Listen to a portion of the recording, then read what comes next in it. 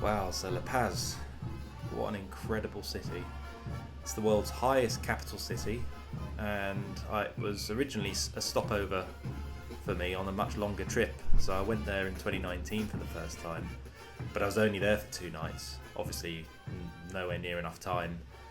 And so I wanted to come back and explore the city, see the neighbourhoods, and also explore the surrounding mountains and the surrounding landscape. I explore La Paz, and in another video I explore El Alto, which is the neighbourhood overlooking La Paz. In fact, El Alto is the highest large city in the world, which is just shy over 4,000 metres above sea level. La Paz is just below that. So here we have the world's highest international luggage retrieval belt. So my nerves were as high as the elevation, which was at 4,061 metres above sea level. And I needed to retrieve my luggage, find a working cash point, and then find a taxi to take me into the city centre, all at stupid o'clock in the morning, because the airport's located in El Alto. Okay, so this is not Chernobyl, it's just some sort of whimsical decoration of some water tanks in this really cool hostel that I'm staying in. Well, literally stayed here for about 3 hours. Look at this view.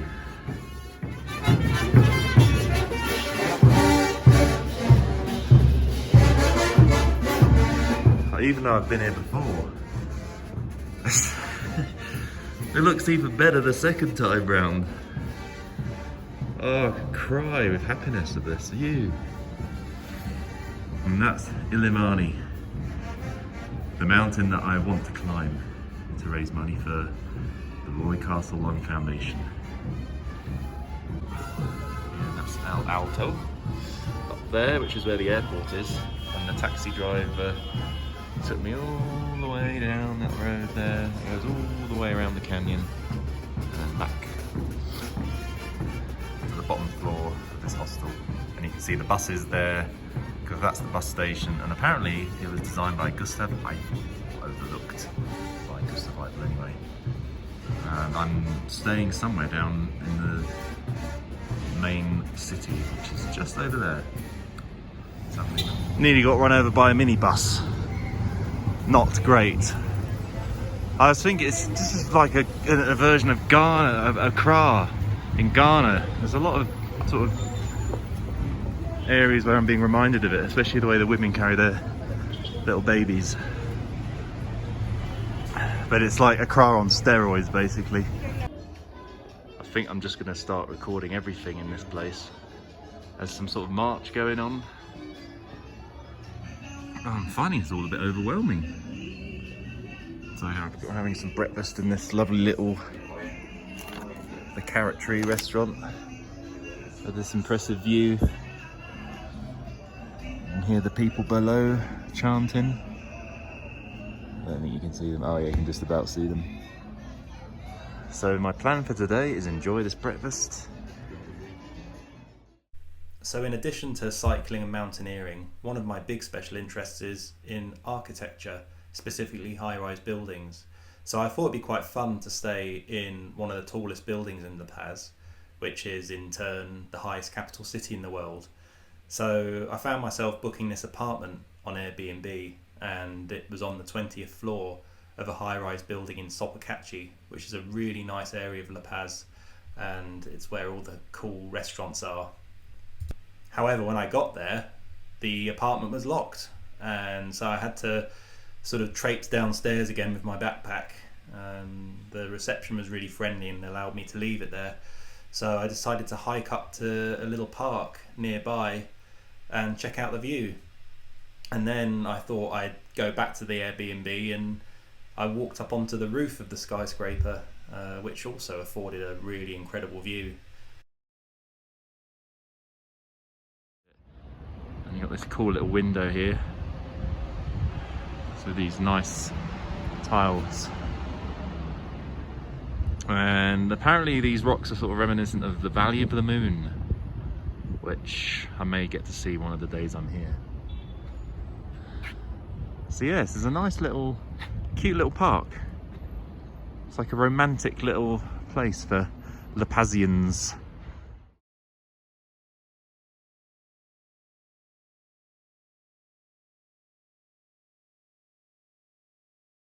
So this was my lovely bedroom in the apartment, or crow's nest as I called it. And this was the view while waiting for the lift from the landing. Even better than inside the flat. Now, this place I recognised from the first time I came to La Paz in 2019. Look at this guy, little llama, cross with a donkey and wearing a hat. But the last time I came, I was only here for 3 nights. It was sort of squashed in between a Peruvian adventure and a Easter Island stroke Chilean adventure. Poor old Bolivia got 4 nights of my time. But now I aim to put that right. I'm going to be staying here for 17 days. Obviously not in just La Paz, but exploring the area around and the Witches Market Street. See how steep the street is there with that minibus. It's almost like being in a cartoon. This neighbourhood that you're seeing from the cable car in this video segment is Chaluma. And I don't know if that's how you pronounce it. I think I probably pronounced it horrendously. But it's incredibly striking from the cable car. As if La Paz wasn't striking enough, you suddenly get bombarded by all this colour from below. So I wanted to see it up close. I wanted to sort of see what the streets were like, to actually stand in the streets. And so I decided to take a half-day mini trip to this neighbourhood, walking through the streets of La Paz and all the different markets, etc. And it ended up turning to be into a bit of an adventure. There was lots of dead ends and lots of slow walking and lots of explorations, like little side quests, really, to get there. And once I got there, I also tried to walk down most of its streets. And I hope you found it as entertaining as I did when I was there. Yeah, so now I'm on a walk to check out this neighbourhood, which you can spot under the cable car. I can't remember what it's called. It begins with a C. I think it's the Cola Hotta or something like that. But yeah, this street art is pretty impressive on these buildings here. That looks... let's go up here. Wow, this guy.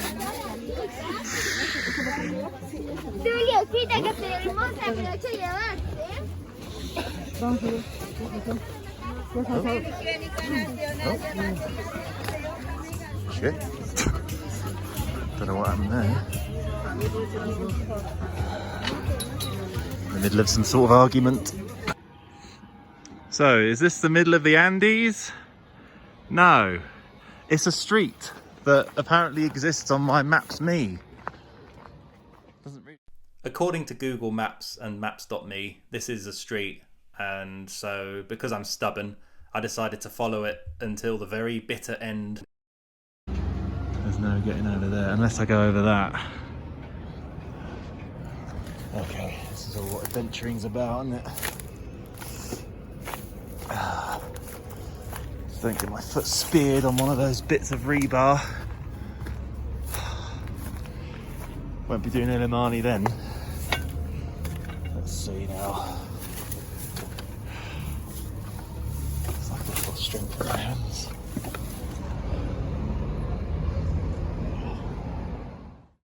So I climbed over that wall with as much elegance as a guy trying to climb a mountain on a Segway, and I fell to the ground like a sack of potatoes. So this is the thing I love about La Paz. 1 minute you can be looking at some bins, and then the other minute you turn around and you get this incredible view of Ilimani with the cable cars. Alright, so this is the Chaluma neighbourhood. And it's right underneath the red cable car line. Check out the street art here. Oh, I'm knackered even before I even started. This was supposed to be a rest day after having climbed that mountain. Oops. And done the Takeshi trek. I always keep wanting to explore. I always want to keep exploring. It's just as cliched as it sounds, but this is really cool. The artwork's gonna keep my energy levels up. Look at that. No, not the dog. This. Street art. Beautiful. Wow. This was worth the climb. So I find the name of this neighbourhood very hard to pronounce, so I won't bother this time. But anyway, it was once apparently undesirable, whatever that means, and through a government-backed scheme, local artists were paid to create these gorgeous murals and to breathe new life into what were otherwise terracotta coloured walls. And the result is gorgeous. It's so vibrant, and in the sunlight it's like walking around the mind of a vivid thinker.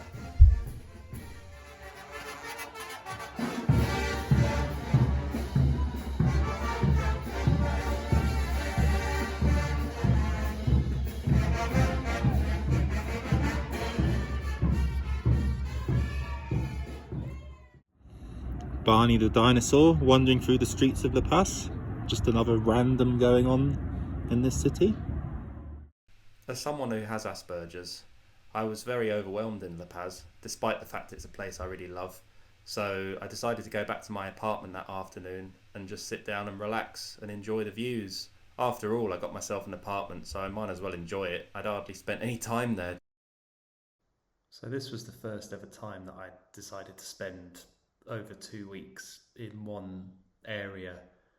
But even then, you know, I still have this kind of notion that I've got to see everything, do everything, and, you know, experience everything before I've even scratched the surface. And if I decide to spend an afternoon just enjoying my hotel room or apartment or wherever, I just have this incredible sense of guilt, because it's, you know, I spend 99% of my life in my case, London, and these little fleeting glimpses of other places in the world need to be kind of squeezed at all costs. But in doing that, you overwhelm yourself and end up forgetting things you've seen, because it's a cabinet of curiosities you've overloaded, and now when you open the door, everything just threatens to fall out, so you keep those doors firmly closed. I was getting a bit lonely in this flat, and I didn't want to stay in a hostel, so I decided to book a room with a lady called Karen in another block of flats. And she's from La Paz and gave me a really good experience in the city. So here I am in the Carrot Tree Cafe, which is my favourite breakfast haunt now in La Paz. And this is a cow heart pizza. It's a fusion that they've made of a traditional Bolivian dish with some spicy peanut sauce. You see what it tastes like. Don't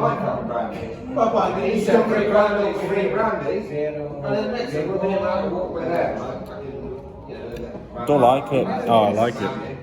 It's actually really nice. So that was my first ever cow's heart pizza, or first ever cow's heart anything. Wow, that was heavy. I need to walk it off. I feel like I'm a walking bowling ball. I have to climb the steps up to my 20th floor apartment. At least it'll make me feel, even if it doesn't do anything, it'll make me feel slightly better having worked some of it off. Either that, or I hope I'm not leaning over a toilet bowl all night. But you have to try these things out. Wow, so after 5 minutes of breakfast, I ended up back in the London Docklands with this nice pastiche postmodern architecture and this cool kind of early 2020s brick facade building. Nah, I was only joking. That cow's heart pizza was one of those things I was like, yeah, let's give this a go, this will be fun. And it ended up being one of those things I kind of regretted. It was as heavy as a bloody brick. The regret I had was the same as when I ate some garden snails in Malta, initially thinking it was really cool and would be left field, and it ended up just being gross. So I haven't heard back from the guide for Illimani, and we're pushing. I've only really got 5 days left here before I've got to fly back, so I may end up having to do it solo. Well, a few hours after I'd said that, I did actually find a guide for Illimani who was willing to take me, but it ended up being more stressful than it would have been if I'd have gone solo. But that can be revealed in another video. This bus must be about 50 years old. That's great. Always wanted to ride one of these and see what they're like on the inside. I think I've got to get off in a minute. There's Plaza San Francisco. Wow. This is great. It seems a shame to have to replace public transport vehicles, because these old things have lots of charm and it's better for the environment as well. When I look back at these videos, sometimes I sort of think to myself, why the hell do I say things like that? And this is one of those instances. Of course it's not better for the environment. And, these things are dirty and polluting. So here we have the Piazza del San Francisco with the San Francisco Church fronting it.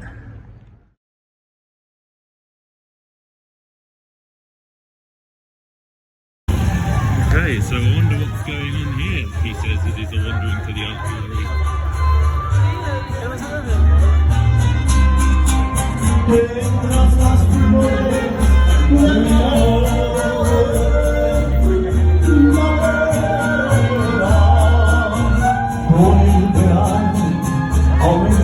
Hey, okay. Gracias. Sí. So here I am standing in another museum, but this time in La Paz, which stands at 3,650 meters above sea level.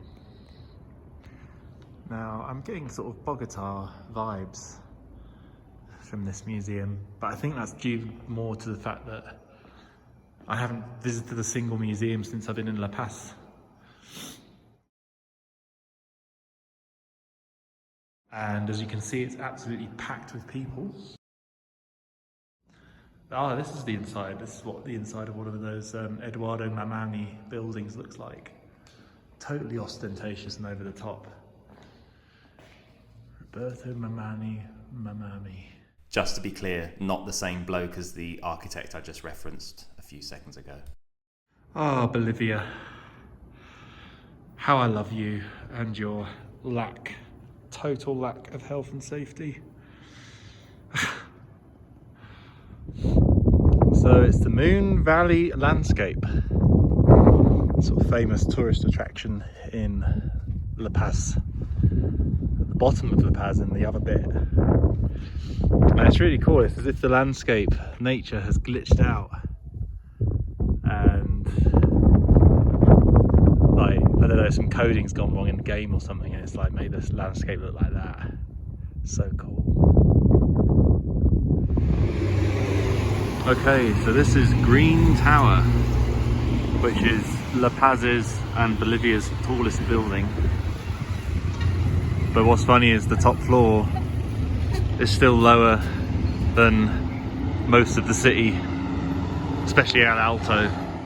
So this area is near a station called Parvi on the green cable car line. It's the southerlymost and westerlymost station on the Mi Teleferico network, and it's also the closest station to Mururata. That's where I got the taxi from. I don't even know how I forgot to mention the Mi Teleferico, or My Cable Car system. It's basically a subway system, but obviously elevated, and an aerial tramway linking La Paz's distinct neighbourhoods.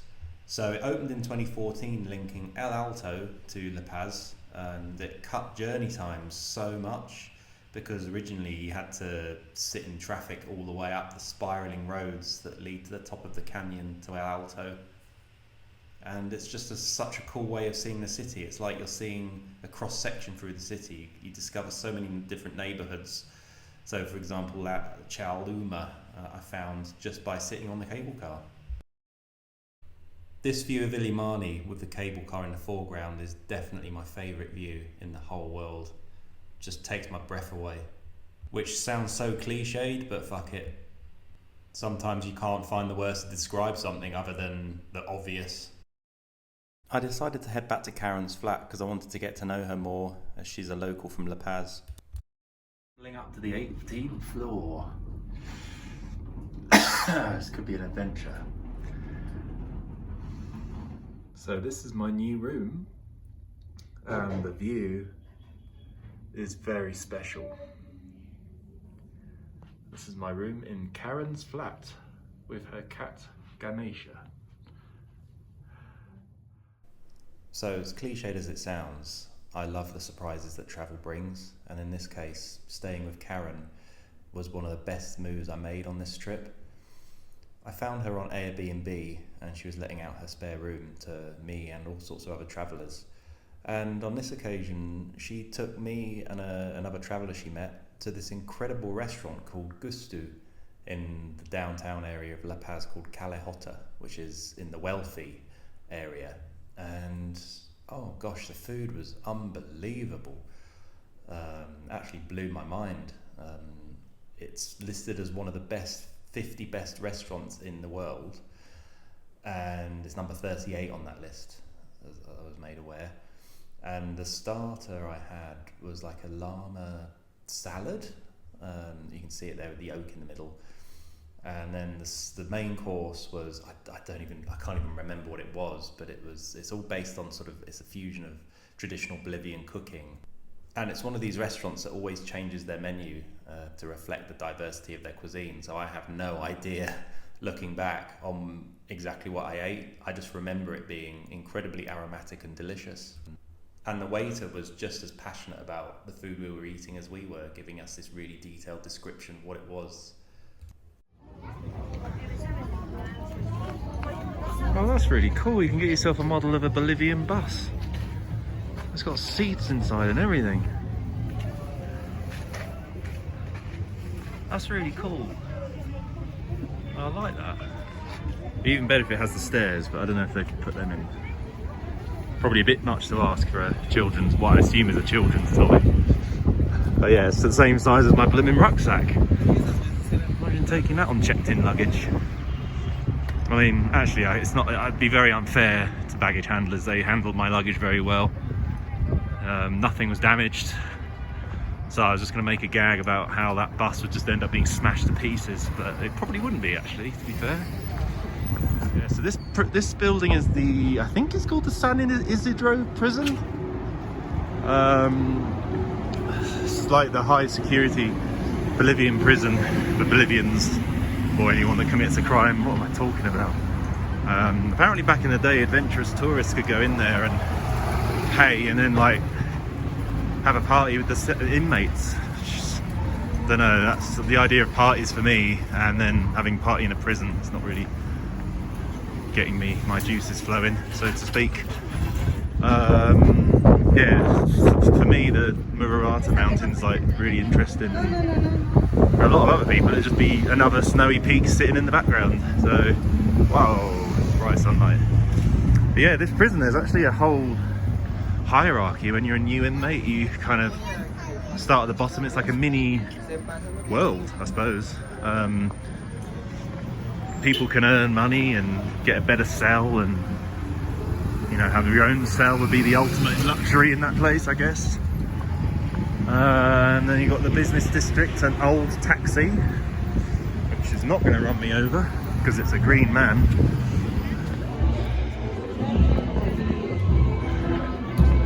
That's all happening down here tonight. Look at all this weaving and nice shops and stuff.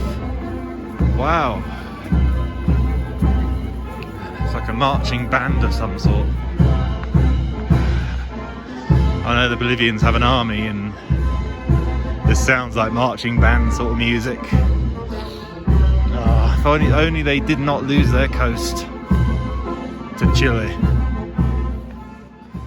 So one of my favourite cuisines is Indian food, and living in London I'm always spoiled for choice, but wherever I go I always try and have one to sample and see how it's made in other countries. And La Paz has no less than 7 Indian restaurants, so there's obviously enough of a Asian Indian population to sustain them. So I thought I'd go to one very creatively named Curry House.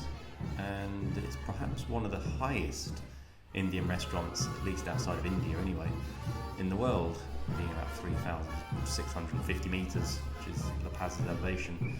And the food was very comforting and very hearty, and reminded me of London, so I really enjoyed that meal. It was much better than the Cow's Heart pizza, let's be honest.